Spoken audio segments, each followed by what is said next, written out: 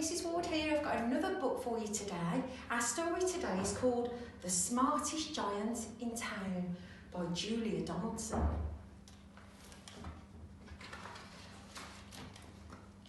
George was a giant, the scruffiest giant in town. He always wore the same pair of old brown sandals and the same old patched up gown.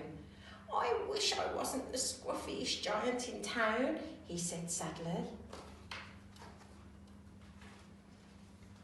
But one day, George noticed a new shop. It was full of smart clothes, so he bought a smart shirt, a smart pair of trousers, a smart belt, a smart stripy tie, some smart socks with diamonds at the sides, and a pair of smart shiny shoes. Now I'm the smartest giant in town, he said proudly.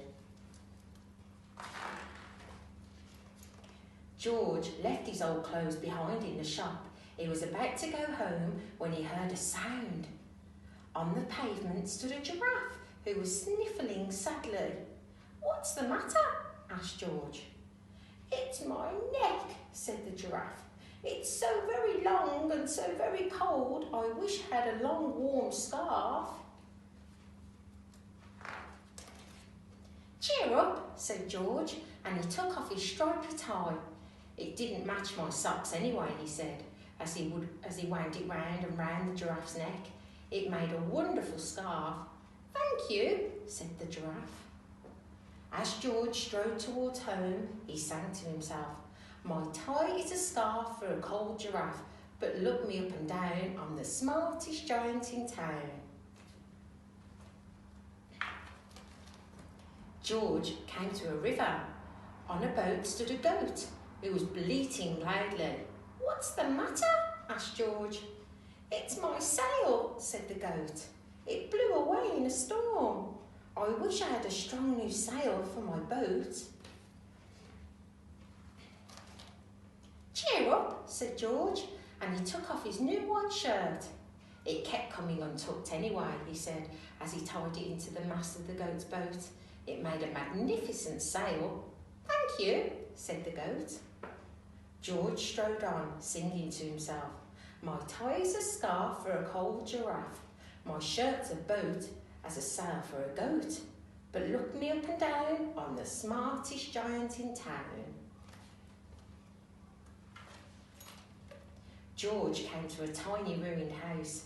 Beside the house stood a white mouse with lots of baby mice. They were all squeaking. "What's the matter?" asked George. "It's our house," squeaked the mother mouse. "It burnt down and now we have nowhere to live. I wish we had a nice new house." "Cheer up," said George, and he took off one of his shiny shoes. "It was giving me blisters anyway," he said, as the mouse and the baby scrambled inside. The shoe made a perfect home for them. "Thank you," they squeaked. George had to hop along the road now, but he didn't mind. As he hopped, he sang to himself, "My tie is a scarf for a cold giraffe. My shirt's a boat as a sail for a goat. My shoe is a house for a little white mouse. But look me up and down, I'm the smartest giant in town."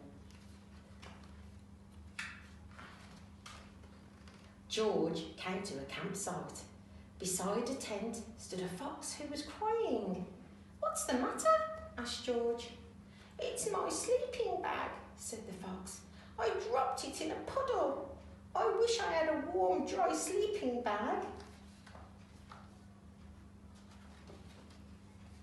"Cheer up," said George, and he took off one of his socks with diamonds at the sides. "It was tickling my toes anyway," he said, as the fox snuggled into it. "It made a very fine sleeping bag." "Thank you," said the fox. George hopped on, singing to himself, "My tie is a scarf for a cold giraffe. My shirt's a boat for a sail for a goat. My shoe is a house for a little white mouse. One of my socks is a bed for a fox. But look me up and down, I'm the smartest giant in town." George came to a big squelchy bog. Beside the bog stood a dog who was howling. "What's the matter?" asked George.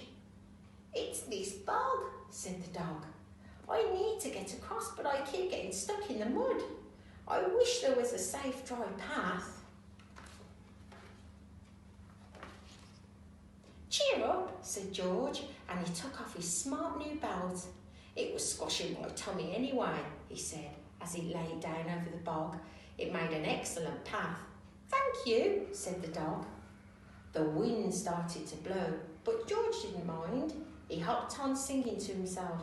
My tie's a scarf for a cold giraffe, my shirt's a boat as a sail for a goat, my shoe is a house for a little white mouse, one of my socks is a bed for a fox, my belt helped a dog who was crossing a bog. But